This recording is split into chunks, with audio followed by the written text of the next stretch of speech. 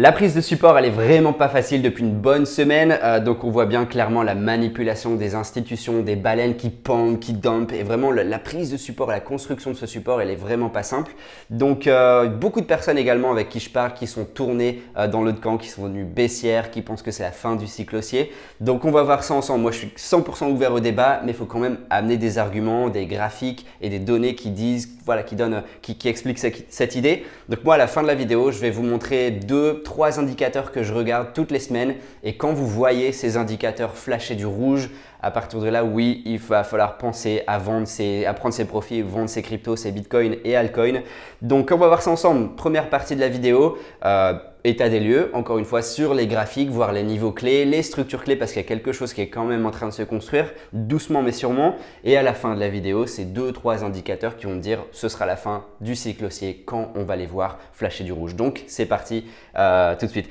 Je vous envoie au lien de la vidéo, c'est la formation en vidéo 100% gratuite pour expliquer comment investir sur le très long terme et de manière automatique. À mon avis, c'est la stratégie la plus rentable sur le très long terme quand on ne veut pas se concentrer sur le day trade. Donc le lien en description de la vidéo et encore une fois 100% gratuit, pardon, donc checkez ça. Allez, c'est parti. État des lieux déjà. Bitcoin ici. Donc, on est toujours sur notre support au-dessus. Je l'ai un petit peu agrandi. J'ai pris cette petite zone ici. Donc, 56, 58 000, 57 ici. Toute cette zone verte, c'est vraiment la zone clé à tenir en hebdomadaire. Donc, si on veut reprendre le cycle haussier plus rapidement, il faut avoir ces mèches de défense comme on voit ici. Mèche de défense, clôture au-dessus de la zone de support. Et à partir de là, ça devrait aller. Donc journalier, encore une fois sur l'hebdomadaire, c'est vraiment pas clair pour l'instant. Donc le journalier, il faut rester les yeux rivés sur le niveau 40 du RSI. Donc à chaque fois qu'on corrige un petit peu et que le niveau 40 RSI tient bon, on a des beaux bounce en fait. On voit peut-être que c'est le même type de structure qui est en train de se construire. On corrige, on bounce sur le niveau 40 sur le RSI, 2 fois ici et peut-être la 3e fois ici. Donc on a ce niveau support ici des 56-57 000 ici et le niveau 40 RSI. Donc là vraiment sur le journalier, c'est le seul vraiment graphique que je regarde vraiment. Pour me dire voilà la macro tient bon et puis on peut aller construire un bon support ici et repartir à la hausse. Donc c'est vraiment le niveau clé, les deux niveaux clés pardon, que je regarde vraiment dans l'immédiat. Également sur le 2 heures, là, quand on prend bien son temps et c'est très important si on veut faire du day trade, du swing trade, ça ne sert à rien d'essayer de sniper le niveau support, on se plante et comme ici par exemple on voit bien hein, ça pump. Ça descend, on a des belles bougies de défense et ça repart, on a des mèches de rejet. Là, ce range-là, c'était probablement l'un des plus difficiles que j'ai vu depuis mes débuts en trading. Donc là, il était vraiment pas simple. En fait, ce que je commence à remarquer, c'est que potentiellement, on a une figure qui s'appelle un Adam et Ève. Donc ici, le support en V, Adam, et ici, un petit peu plus courbé, c'est le Ève. Donc vraiment, si on veut valider cette prise de support, cette figure de retournement, parce que c'est une figure de retournement haussière, il faut casser forcément sa résistance ici. Donc là, tout le niveau 60, 61 000, il faut casser ce niveau-là pour valider la figure Adam et Ève. Et à partir de là, si on le tourne même support, c'est vraiment top. Ce sera mon point d'entrée vraiment pour un trade rapide, un swing trade, day trade. Donc cassure, retest de 60-61 000 et à partir de là, on va pouvoir aller repartir à la hausse. Mais bref, pour l'instant, trop tôt pour le dire. Ce qui vaut vraiment, c'est rester sur l'hebdomadaire, voir les belles clôtures, les mèches de défense. Ensuite, le journalier, s'assurer que le niveau 40 tienne. Et maintenant, sur le 2 heures, le 4 heures, on regarde cet Adam et Ève et le côté de sa cassure va mener à la prochaine impulsion. Cassure par le bas égale invalidation et on verra très certainement le prochain support des niveaux 52-53 000 ici. Ou alors cassure par le haut de cette structure, ce sera la prochaine impulsion pour aller chercher plus haut. En attendant les retests bien sûr. Si on veut vraiment encore plus jouer la sécurité, on attend les cassures de résistance, leur retest et on repart. Ok ? Ça c'est vraiment mes points d'entrée sur 100% de mes positions, cassure, retest. Voilà, maintenant on arrive aux métriques blockchain. Alors à tous ceux qui sont baissiers, je comprends. Si vous êtes baissier, j'aimerais bien que vous me disiez dans les commentaires, qu'est-ce qui vous fait penser ça? Parce que si c'est juste je pense que c'est bon, c'est la fin, je pense que… Non, il faut quand même regarder les graphiques, les métriques blockchain derrière parce que si vraiment on entrait dans une phase baissière, moi, déjà, je verrais ici, on est sur les réserves des échanges. Je verrais déjà des institutions, des particuliers, des traders avec expérience qui commenceraient à placer leur Bitcoin sur les échanges. D'accord? Donc là, on voit bien la zone résistante. Ici, des 60 000 qu'on a eu en mars et mai en début d'année, on voit bien comment dire ça, l'augmentation des dépôts sur les échanges de Bitcoin, donc en bleu. Donc forcément, quand il y a une reprise de dépôt comme ça, c'est qu'il y a beaucoup plus de gens, d'institutions, de traders qui vont vendre en fait. Ils posent leur Bitcoin sur les échanges pour les vendre.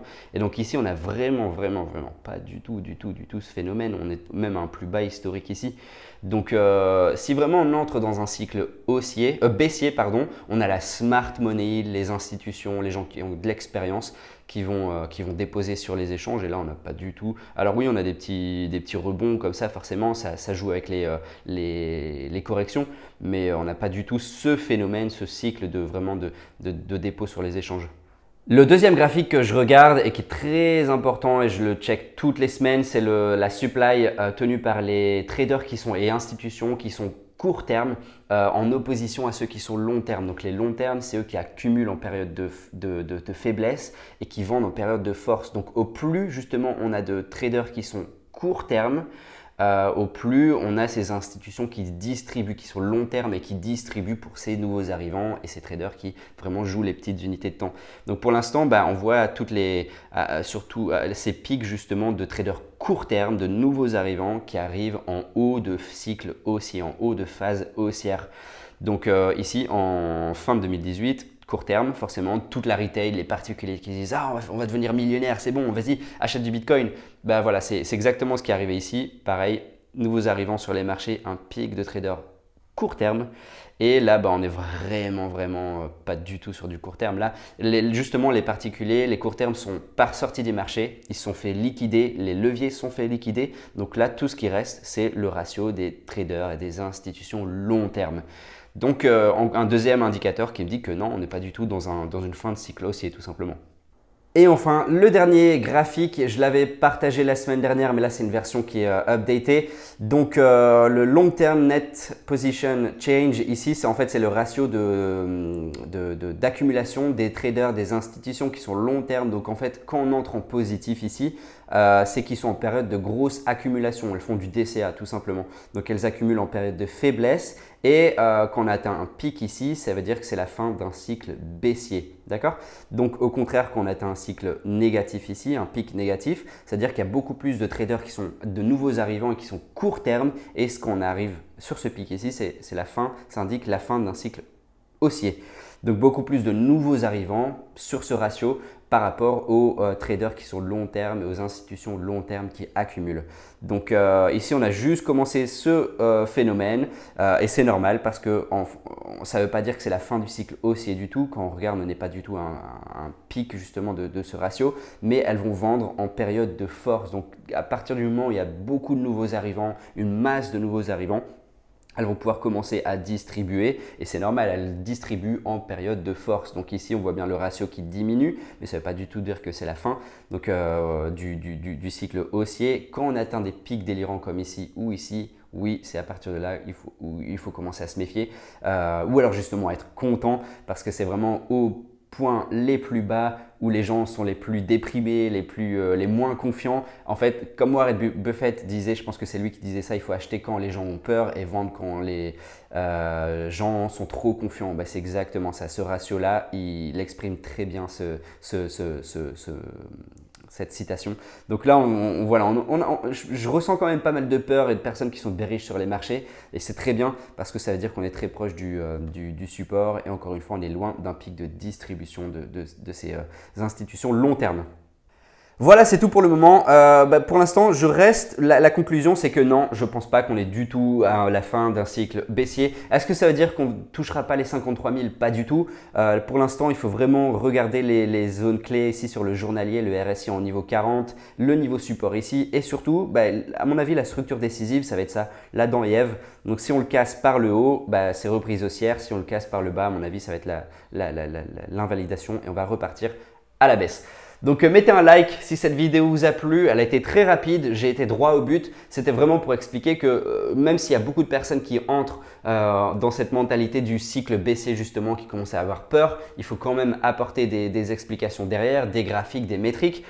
Donc c'est ce que je fais. Moi je continue d'être haussier et quand je tournerai baissier, quand ces indicateurs-là ici que tourneront baissier justement, c'est là où je commencerai à me méfier, peut-être prendre mes profits. Mais pour l'instant, je ne vois pas du tout ces dangers sur les métriques, donc je reste complètement confiant et je vérifie mes zones clés ici, mes zones support et mes niveaux du RSI également.